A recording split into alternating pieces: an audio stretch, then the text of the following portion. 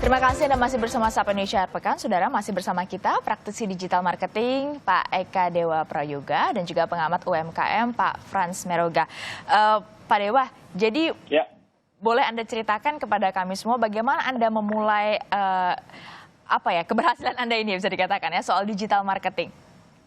Ya, jadi memang kalau udah terjun dunia digital itu sejak tahun 2012 ya. Jadi memang sebelum COVID ini kita udah mulai terbiasa main digital. Jadi pada saat kemarin terjadi COVID, secara bisnis itu nggak terlalu terpengaruh dari segi traffic yang ada. Cuman paling dari segi aktivitas di perusahaan aja gitu, yang secara operasional dan lain-lain. Jadi pada saat kondisinya tuh sekarang kondisi seperti ini, sebenarnya kita nggak terlalu ngaruh kalau untuk traffic. Nah makanya ini kita campaign kan ke teman-teman, ayo go digital tuh dari sekarang. Nah ini mungkin momentum yang tepat buat teman-teman itu, para UMKM di Indonesia, kudu benar-benar go digital gitu. Karena saya pribadi udah mulai merasakan sejak tahun 2013, 2012, 2013 saya mulai. Dan sekarang udah kelihatan nih, ibaratnya walaupun kondisinya goyang gitu ya, ya alhamdulillah masih bisa sustain gitu. Nah, bagi teman-teman yang curhat biasanya tuh, Kang saya gimana ya masih baru dunia digital, gimana masih apa dan segala macam, ya itulah temukan dulu why-nya, kenapa sih lu perlu main di digital, dan rasakan, dapat cerita dari teman-teman yang udah berhasil, nanti bakal kedorong sendiri gitu. Bicara masalah how to-nya, itu sambil belajar aja, sambil jalan bisa sambil belajar kok gitu. Ekosistem yang sehatnya juga penting berarti ya, untuk bisa saling mendorong UMKM untuk bisa go digital ini ya? Banget, betul banget. Jadi kalau yang namanya ekosistem ya kayak semacam komunitas ya, terus juga kayak kita misalkan punya lingkungan yang sama saling support, itu diperlukan banget. Terutama bagi para newbie ya, newbie itu bagi pemula yang main di dunia digital gitu. Karena challenge-nya adalah pada saat terjun digital, kadang bukan lack of skill sebenarnya, bukan lack of knowledge gitu, tapi lebih kepada belief dia bahwa gue bisa gak ya, kayaknya sulit deh gitu kan, kayaknya nggak bisa, susah. Apalagi generasi misalkan usia 40 tahun ke atas gitu ya, aduh gue mah udah kolonial misalkan. Nah ini ya kayak begini tuh udah kayak tantangan terbesar ketika terjun langsung menyerah di awal bahkan belum mencoba gitu ya? Iya betul, bukan skillnya, karena kalau bicara skill, kalau gue gaptek, misalkan gue nggak ngerti apa-apa, lu punya handphone aja, lu bisa pakai update status, itu udah bisa main digital artinya. Nah, how to monetize itu sebenarnya kan. Pak Frans melihatnya apa sebenarnya yang menjadi alasan utama atau kendala utama sehingga banyak UMKM yang bahkan menyerah dari awal sebelum akhirnya mereka mencoba untuk go digital ini? Oke, jadi memang sebenarnya ini bagaimana kita sabar dan juga konsisten untuk selalu mengemong mereka lah ya, mengemong dan juga memberikan pengertian-pengertian pelan-pelan, dan juga bagaimana kita juga bisa memastikan dengan mereka go digital itu memang jauh lebih baik daripada mereka selama ini offline. Selama ini mereka yang konvensional hanya tatap muka.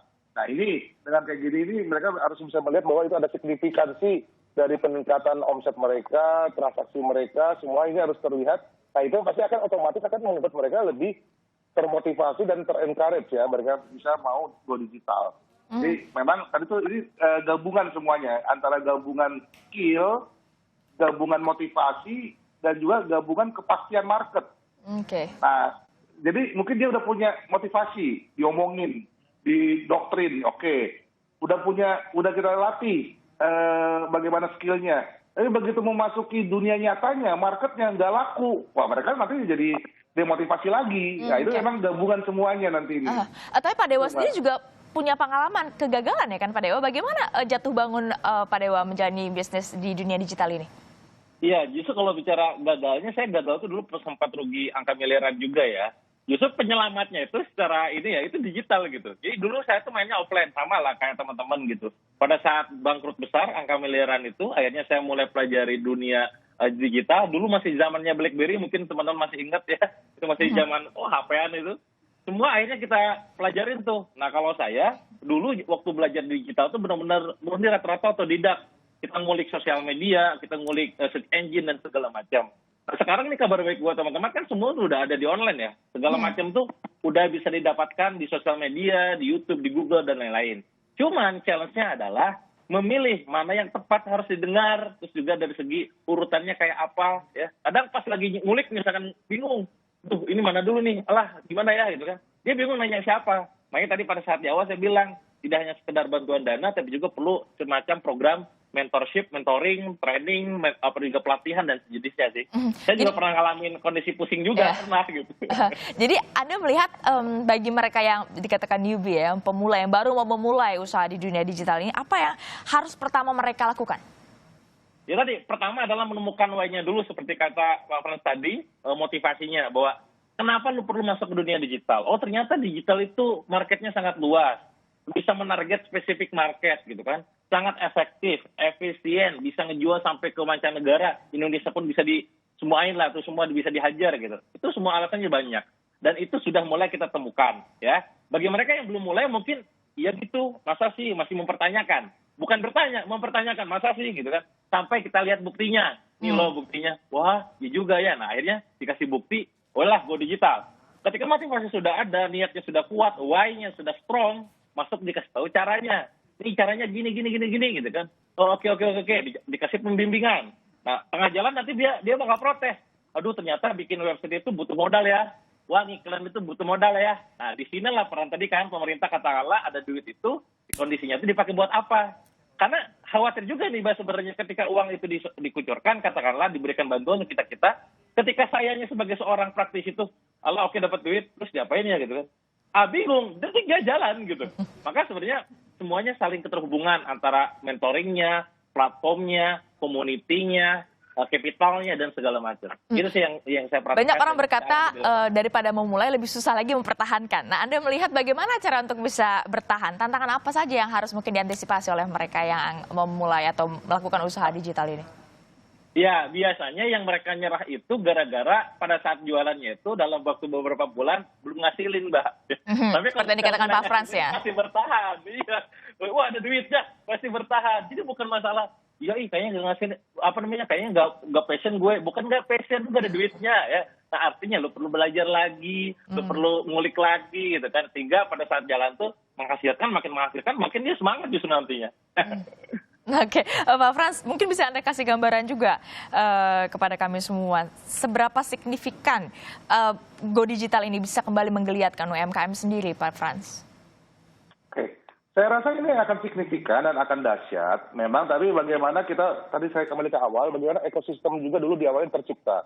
Tadi itu saya bilang, memang melibatkan kooperasi ini sangat sentral dan juga sangat signifikan. Kenapa?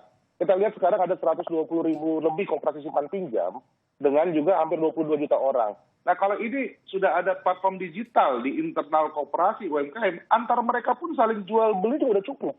22 juta orang saling jual beli itu udah sebuah ekosistem yang dahsyat.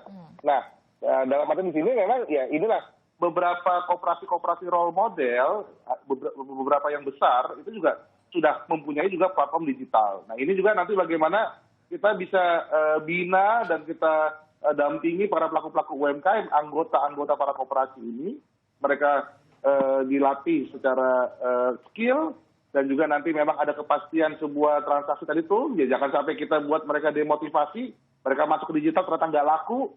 Nah, bagaimana ini semuanya juga terkoneksi dan juga terhubung memastikan mereka akan bisa lebih laku ataupun lebih menghasilkan daripada sebelum mereka digital. Ini sangat dahsyat, Mbak, sangat dahsyat dan ini memang sebuah keniscayaan. Kita ngomong sekarang COVID juga ini adalah sebuah dipaksa kita di-enforce untuk ke sana. Tapi ke depan memang harus gitu ya. Kedepannya juga ini adalah masa revolusi industri 4.0.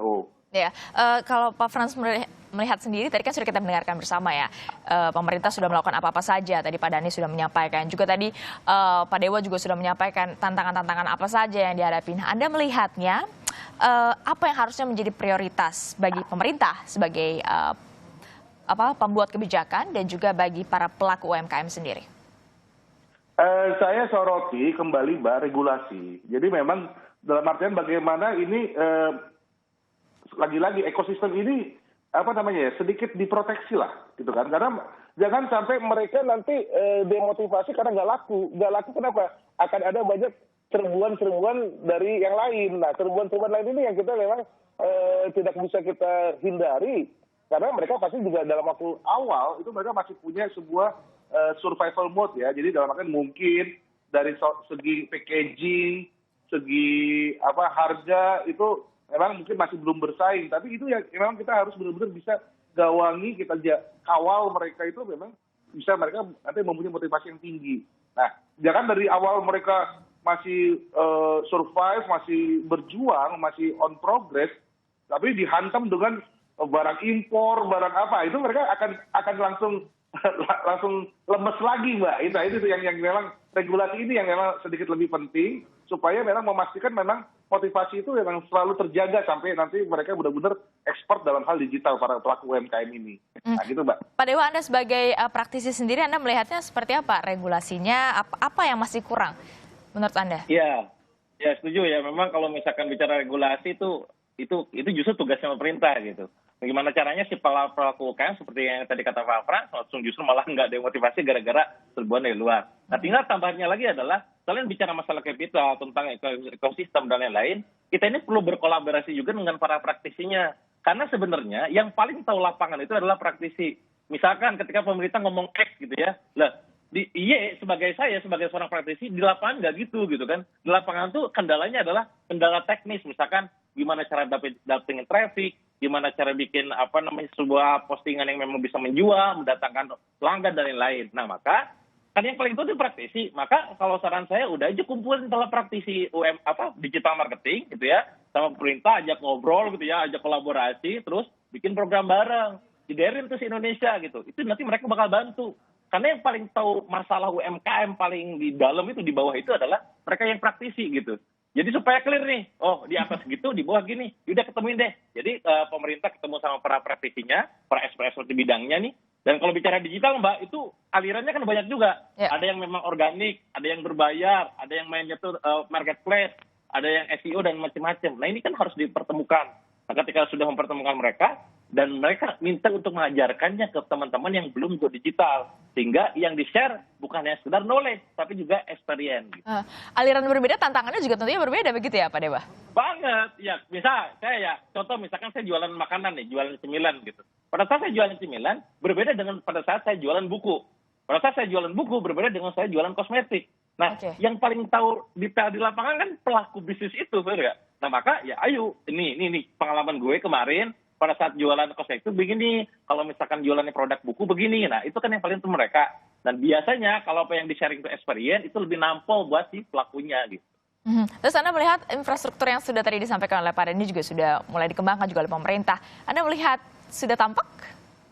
Ya saat ini belum terlalu terlihat, karena mungkin, ya tadi juga PR besar juga buat pemerintah untuk mengkampanyekan ini ke teman-teman yang ada di UMKM, mengkampanyekan sama kayak kampanye kita dalam masalah pakai masker gitu ya, pakai hand sanitizer, mengatasi COVID inilah gitu. Jadi orang kan, oke, bener nih pemerintah support gue banget, dalam artian gue masih terjun juga, karena disupport juga secara ekosistem, secara platform juga ada, tinggal lain-lainnya ada keseriusan dari sayanya gitu.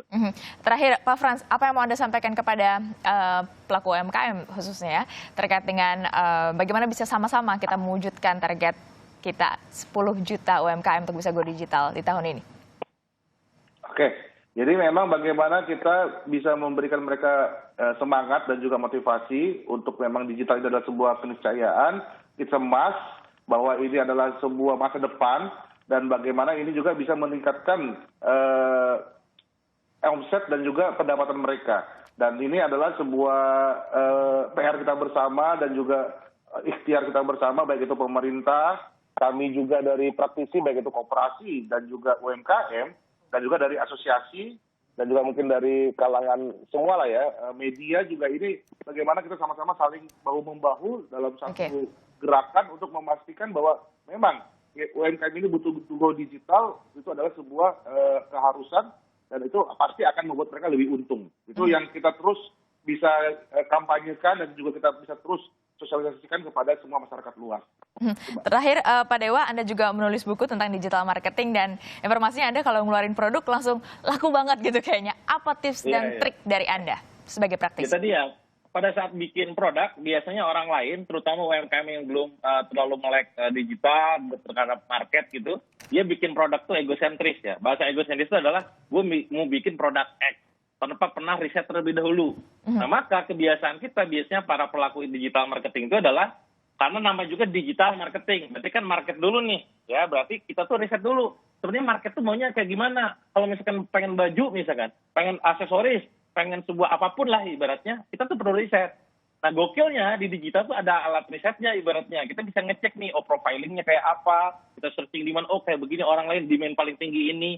Jadi ciptakan produk dan ngasal. Dengan begitu, produknya udah keren, nah tinggal ilmu launchingnya. Maka kita rilis tuh produk ke pasaran, sehingga bisa langsung meledak gila-gilaan lah. Bahkan bisa jadi nih, tanpa ada modal pun di awal, ketika ada katakanlah dengan sistem inden ataupun pre-order, kan bisa dapat duit duluan tuh. Maka dari situ bisa digoreng untuk bisa produksi lebih banyak lagi, sehingga omsetnya lebih gede lagi dan profitnya lebih gede lagi gitu sih. Tentu kita berharap semakin banyak UMKM yang go digital. Kita tunggu kerjasama dari pemerintah dan juga para pelaku UMKM. Terima kasih Pak Eka dan juga Pak Frans atas waktunya di Sapa Indonesia Air Pekan. Oke, terima kasih. Salam Salam sehat ya. buat kita semua. Terima kasih. Ya.